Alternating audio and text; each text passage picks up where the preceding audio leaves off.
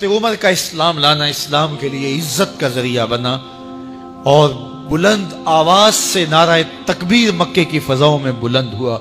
40 مسلمان جب ہو گئے تو پھر میرے رب نے کہا یا ایھا النبی حسبک اللہ، اے نبی تمہارے لیے اللہ کافی ہے، ومن اتبعک من المؤمنین، اور تمہارے لیے اہل ایمان کافی ہے۔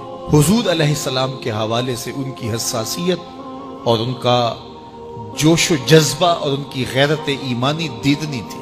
حضرت شاہ ولی اللہ محدث دہلوی علیہ رحمہ فرماتے ہیں کہ 17 مقامات پہ قرآن مجید میں حضرت عمر کی رائے کے مطابق قرآن نازل ہوا۔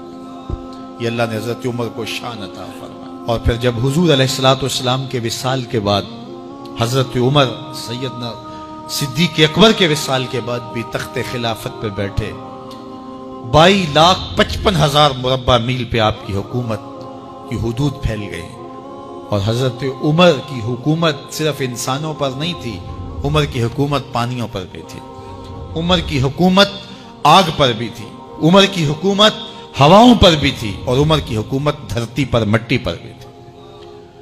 آپ جانتے ہیں کہ مصر کے گورنر نے لکھا کہ یہاں تو عجیب کہانیاں ہیں۔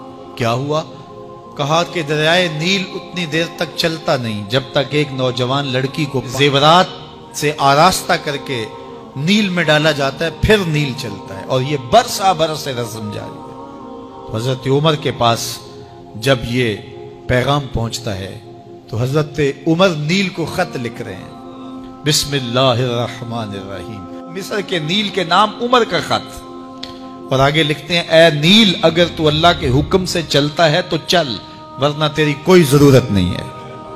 اور رکا لکھ کر کاسد کو دیا، جا کے یہ دریائے نیل میں ڈال دو۔ اللہ اکبر، جن کے رکے دریا بھی مانتے ہیں، پانیوں پر بھی حکومت ہے۔ اور نیل میں جب وہ رکا ڈالا گیا، نیل ایسا چلا آج تک کبھی رکا ہی نہیں ہے۔ پانیوں پر حکومت، ہواؤں پہ حکومت۔ مسجد نبوی کا ممبر ہے، عمر خطبہ دے رہے ہیں، عراق کے علاقہ نہاون میں جنگ ہو رہی ہے، مدینے سے 1 مہینے کی مسافت ہے، 1 مہینہ مسلسل چلیں تو نہاون آتا ہے۔ حضرت عمر خطبہ دیتے دیتے درمیان میں جملہ معترضہ کا، یا ساریہ الجبل، اے ساریہ پہاڑ نہ چھوڑنا۔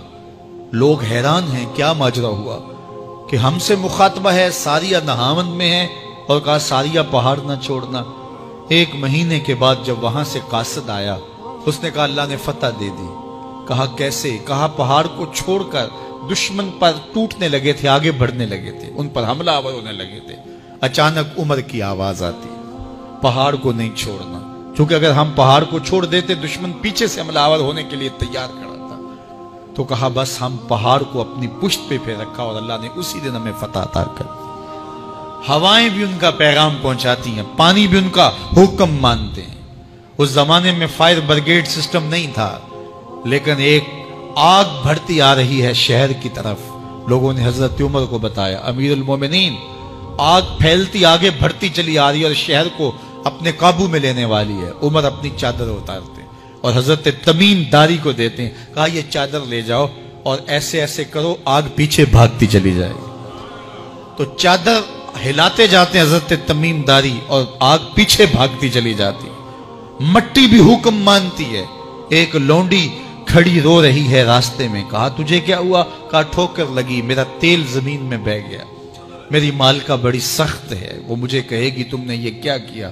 عمر درہ زمین پہ مارتے ہیں، فر الارض الم عادل علیک، زمین عمر نے تیری چھاتی پہ عدل نہیں کیا؟ تو عمر کے ہوتے ہوئے اس کا تیل پی جائے؟ زمین تیل باہر نکال دیتی ہیں، فرماتے ہیں ڈال لے اپنے برتن میں۔